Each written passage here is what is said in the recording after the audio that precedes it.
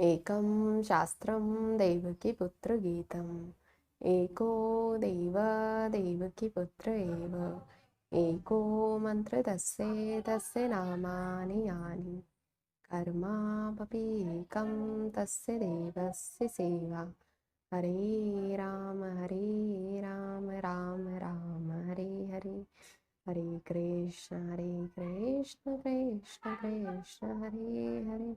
बोले योगेश्वर श्री कृष्ण भगवान की।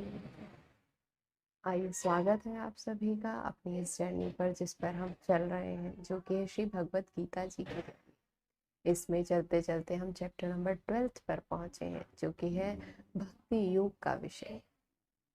अब भक्ति योग के बारे में कुछ कहना, ये तो बहुत बड़ी बात है। तो इसको थोड़ा सा इजी वे में इसका चिंतन कर कर जो चंदन निकाला है उस पर थोड़ी सी बात करते हैं।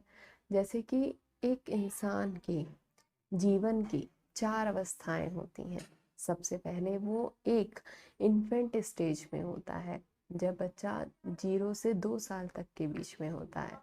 तो उसका आनंद जो है, उसका जो प्लेजर है, वो केवल उसका ही आनंद होता है। वो अपनी मस्ती में मस्त रहता है। अगर कमरे में कोई भी नहीं होगा तो भी वो अपने आप ही खेलता रहता है, अपने आप से मुस्कुराता रहता है। केवल उसको अपना ही आनंद होता है, उसके लिए अपना ही प्लेजर होता है। वो जो कुछ करता है बस अपने आनंद के लिए करता है, उसको दूसरे से और कोई मतलब नहीं होता है। इसके बाद जो स्टेज आती है वो टूडलर स्टेज आती है। जब वो 2 से 5 साल का कोई बच्चा हो जाता है तो वो उसका आनंद जो होता है, उसका जो प्लेजर होता है, वो सक्सेसफुल में होता है कि वो कितना सक्सेसफुल हो रहा है। ये ऐसे में जब बच्चा पहली बार चलना शुरू करता है तो उसको बहुत खुशी का अनुभव होता है। जब पहली बार साइकिल चलाता है तो उसको आनंद की अनुभूति होती है, और वो खुद जाके सबको बताता है कि आज मैंने ये किया, पूरा दिन उसके बारे में गाता है। तो जो टूडलर स्टेज का प्लेजर है वो उसकी सक्सेस में है। अब तीसरी स्टेज आती है, वो आती है स्कूलिंग स्टेज। जब बच्चा स्कूल जाने लगता है तो उसका प्लेजर जो है उसकी ड्यूटी को परफॉर्म करने के लिए हो जाता है, कि वो अपनी ड्यूटी कितने अच्छे से निभा पा रहा है। वो स्कूल टाइम पर पहुंच जाता है, दिए गए काम को कर लेता है, स्कूल से वापस घर आ जाता है। ये सब जो उसकी ड्यूटीज हैं, वो सब उसकी खुशी का कारण है, वो सब उसके आनंद का कारण है। इसके बाद की जो स्टेज आती है वो आती है एडल्टहुड की। अब ये जो स्टेज है वो है सेल्फ डिसिप्लिन की। जब माँ बाप जान लेते हैं ना कि अब बच्चा बड़ा हो गया है, अब इसको टोकना नहीं चाहिए, अब ये जानता है कि क्या करना चाहिए, अब उसमें सेल्फ डिसिप्लिन आ गया है। उसका प्लेजर अपने सेल्फ डिसिप्लिन में ही है कि वो कितनी अपने बड़ों की आज्ञा मान लेता है। इस तरीके की जो स्टेज है वो एडल्टहुड की स्टेज है। अब यदि हम अपने मेंटल स्टेज पर देखें तो अभी जो व्यक्ति है वो एडल्टहुड पर है, अगर अपनी मेंटल स्टेज के अकॉर्डिंग। लेकिन पर यदि कोई व्यक्ति अपने बौद्धिक स्तर के अकॉर्डिंग, अपनी जो उसकी एज है उसके अकॉर्डिंग, वो जो है अभी एडल्टहुड में है, लेकिन वो अपनी प्लीजेंट स्टेज के अकॉर्डिंग वो अभी भी शैशवावस्था में ही है, वो अपनी अभी इन्फेंट स्टेज में ही है। क्योंकि अभी उसका जो प्लेजर है, जो उसका आनंद है, वो अपने स्वयं के लिए है। बस वो जो कुछ करना चाहता है वो केवल अपने आनंद के लिए करता है। और इससे भी आगे कोई बढ़ जाए तो केवल वो इससे आगे कहाँ तक बढ़ेगा कि उसका जो प्लेजर है वो अपनी सक्सेस में होगा। तो अभी भी वो एडल्टहुड में होते होते अभी भी वो टूडलर स्टेज में ही है। लेकिन हमारा भारत का इतिहास तो ऐसा कहता है कि एज कोई मायने ही नहीं रखती है। जब सुखदेव जी बोले हैं तो वो 10-12 साल की आयु के हैं, और उनके सामने जो बैठे व्यक्ति सुन रहे हैं वो 10-10 हजार आयु के ऋषि हैं। तो जो हमारी जो स्पिरिचुअल स्टेज है, जो हमारी स्पिरिचुअल एज है, वो हमारी मेंटल, हमारी इंटेलेक्चुअल, हमारी फिजिकल सब एज से ऊपर है।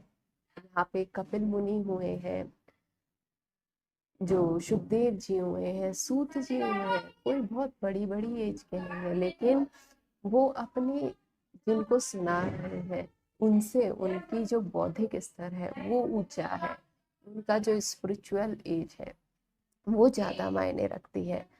अब यदि कोई जो है कि अपने कर्म को ही कर्तव्य की तरह मानने लग जाए तो जो उसकी स्टेज है वो स्कूलिंग स्टेज तक आ जाती है, लेकिन वो स्पिरिचुअल स्टेज तक तो बढ़ ही नहीं पाएगा। अभी हमने जिन 4 स्टेज का वर्णन किया उसको मैं एक एक वर्ड में डिफाइन करूं तो वो कुछ इस तरीके से है कि जो इन्फेंट स्टेज है उसका जो आनंद है वो उसके अपने लिए ही है, प्लेजर के लिए इन्फेंट स्टेज है। अब इससे ऊपर जब टूडलर स्टेज आती है तो उसका आनंद अपनी सक्सेस में होता है। इसके ऊपर जब स्कूलर स्टेज आती है तो उसका आनंद, उसका प्लेजर अपनी ड्यूटी के लिए होता है। और इससे ऊपर जो एडल्टहुड की स्टेज है वो सेल्फ डिसिप्लिन की स्टेज है। लेकिन अगर कोई व्यक्ति एडल्टहुड में भी है लेकिन वो अपने प्लेजर के लिए ही कब सब काम कर रहा है तो वो कभी भी स्पिरिचुअल एज में कभी बड़ा नहीं हो सकता। तो इस तरीके से हम कह सकते हैं कि शारीरिक, बौद्धिक, आत्मिक, आध्यात्मिक स्तर पर जब हमारे अंदर सेल्फ डिसिप्लिन आ जाता है तब समझो कि हम एडल्टहुड एज में हैं, तब आपकी वो एडल्टहुड एज है। ऐसे ही ये गीता में जो है ये हमें सेल्फ डिसिप्लिन के बारे में बताती है। ये इसका जो सेल्फ डिसिप्लिन है वो 4 भागों में बटा हुआ है। ये यहाँ से कर्म योग, ज्ञान योग, हठ योग, जो हठ योग है उसको हम ध्यान योग के नाम से भी जानते हैं, और इससे ऊपर की स्टेज है भक्ति योग। और ये चारों जो है वो आपस में गुथे हुए हैं। ध्यान और भक्ति एक ही साथ आकर खड़ा हुआ है, ये केवल गीता जी में ही संभव है। महावीर भी भक्ति के पथ पर ही आगे बढ़े, जो बुद्ध थे वो भी भक्ति की स्टेज पर आगे बढ़े। इसी प्रकार हम सूर की बात करें, मीरा की बात करें तो ये भक्ति पथ पर आगे चल के परमात्मा को पा सके। लेकिन ये सब चीजें आपस में जुड़ी हुई, गुथी हुई हमें गीता जी में दिखती है। उसमें ध्यान योग और भक्ति योग दोनों एक साथ आकर खड़े हो गए हैं। हम अगर बात करें इसमें तो अगर जो हमारी स्कूलिंग स्टेज है, जब हम किसी स्कूल में एडमिशन के लिए भी जाते हैं तो वहाँ एंट्रेंस होता है, वह हमारी एबिलिटी चेक की जाती है कि हम उसके अकॉर्डिंग अपनी कुछ एलिजिबिलिटी रखते भी हैं या नहीं। लेकिन श्री गीता जी तो एक ब्लैंक पेपर को भी बुद्ध बनाने का काम कर सकते हैं। आपका जो भी स्तर है आप उससे शुरू करिए, लेकिन वो स्तर का डिसीजन कौन करता है, वो हमारे सतगुरु करते हैं कि आपका जो जो स्तर है वही खड़े होकर हम आगे बढ़ेंगे। जो सबकी डेस्टिनेशन है वो सेम है, उस परमपिता परमात्मा को पाना। जो स्टेज है अध्यात्म की वही सबको पानी है, लेकिन यात्रा कहाँ से शुरू करनी है वो इस बात पर निर्भर करता है कि अभी आप कहाँ खड़े हैं।